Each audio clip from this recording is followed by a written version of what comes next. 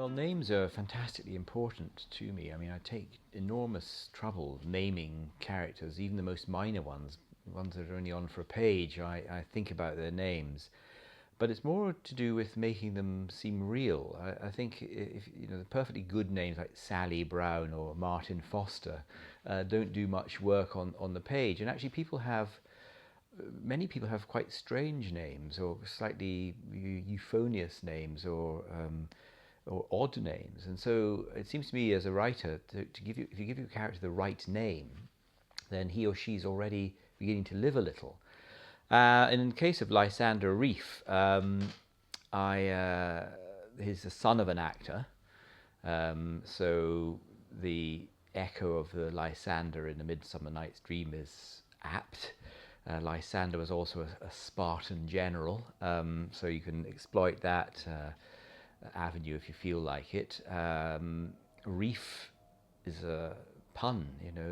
It's spelled R-E-I-F, but R-I-E-F, but it could be spelled R-E-E-F, something that's lying below the surface of the water or just breaking the surface. So there's all sorts of things you can play with, but at the same time it's a very Edwardian name. This book starts in 1913. You had poets called Lafcadio Hearn, you know, so it's not remotely unusual. So all these elements combined to produce what I hope is a memorable name, but that was also typical, and that also would make you have a sense of the character Lysander immediately you saw his name on the page. Well, it was very important that Lysander was an actor, actually. I'm very interested in actors. I have a lot of actor friends, and I think it's a most fascinating profession. I work a lot in film. I've got a play coming on in the spring. We're casting it at the moment. So actors are very much part of my life. Two of my goddaughters are young actors. So it's about dissimulation. It's about pretending to be other people. I think that's so fascinating. And if you can do it well, it's a gift. You can learn a certain amount of technique, but I think really great naturalistic acting is something you can do or you can't do. And so Lysander, who is an actor whose career is getting better and better, but who his profession is pretending to be somebody else, suddenly gets sort of embroiled in the world of espionage and is told to go and spy. Well, the spy and the actor overlaps quite a lot. Change of identity. The more brilliant that new identity is envisaged and created, the more successful the spy, the more successful the actor. So there was a real overlap between spying and acting that I wanted to exploit as well. And also the psychological, if you like, vulnerability of acting, of being somebody else, of putting your own identity to one side and taking on another. Given that Lysander has psychoanalytical problems, all this played a part in the novel and its narrative. Yes, there's many a paradox in not just spies and actors, but spies and actors and novelists. You could argue. I mean, a successful novelist is a brilliant teller of lies, I suppose you could say. We are duplicity figures in all three professions, and in Waiting for Sunrise, perhaps I managed to merge all three of them. In that I'm a novelist, my central character is an actor, and he has to go spying. So it's true. It is a paradox in that. The better you lie, the closer you come to the truth in all these various professions, but particularly true of the novelist, actually. The worlds we create and the characters we create rely on their success, although their success relies on our ability to convince and dupe the reader to a certain extent. Do you think you'd be a good spy? I don't think I'd be a very good spy because I'm too much of a coward. But I have this lingering feeling that I might be quite a good spy catcher. I might be better off in MI5 than MI6, and because I think it is about catching a spy is about spotting those areas where that brilliant ability to lie flags, and you see the real person beneath. So who knows? It's a fantasy, but it's one I flatter myself with. Yes, parallelism is interesting. I mean, I made it up. It doesn't exist. It's a therapy that I have come up with myself. I've pinched bits from the philosopher Henri Bergson and bits from the American poet Wallace Stevens, who I really love. But it's a construct that I created for the novel. And I've actually had letters from people about it, interestingly enough. But the thing about parallelism is it's benign. It's not malign. It's not false memory syndrome, which does exist as a psychological problem. Parallelism is to get rid of trauma. It's to replace bad memories with new ones that don't cast a shadow. I got a letter from an American woman who said that she'd lost a child, lost in the sense that the child refused to have anything more to do with the family because of this false memory syndrome, that this child, as adolescent, believed she'd been abused by her parents and by her brother. It hadn't happened, but it was a false memory. And so she distanced herself from the family. And so this woman wrote to me saying, parallelism may not necessarily be a good thing. But I wrote back saying, but it is designed to help, not like false memory, which is designed to kind of create gulfs or lies in a life that then provoke actions which have a bad effect. So it's something we all do anyway, in the sense that you have a bad experience, it traumatizes you. Over the years or over the months, you analyze it and you explain to yourself why you did it, and you wonder if maybe the effects have been over-exaggerated, and as time goes by, it doesn't seem quite so serious. It's a very human response to bad moments in any life. But where, in the case of the novel, these bad memories have provoked a kind of psychosomatic response, the therapy, in theory, is going to replace those memories that trigger the response with new memories that trigger nothing.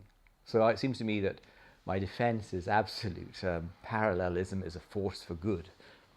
Are you in danger of becoming a guru in this case? You're going to have more and more people write to you with...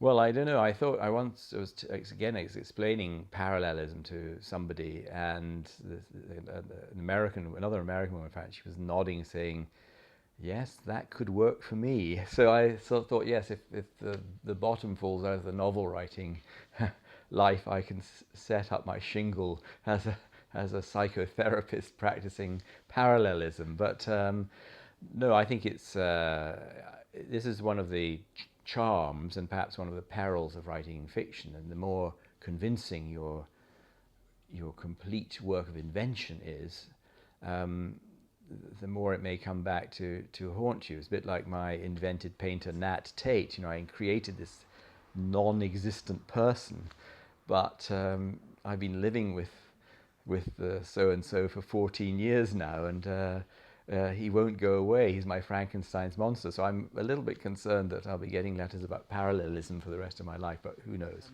I do write realistic novels, and I've written, maybe 100 short stories as well in my career.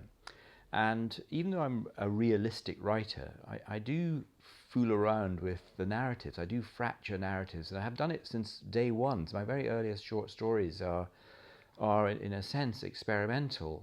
They're not classic third-person chronologies.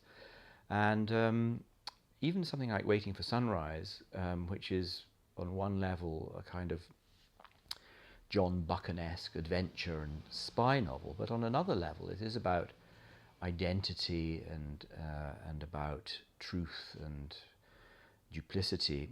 And I do change pronouns. We move from third person singular to first person singular.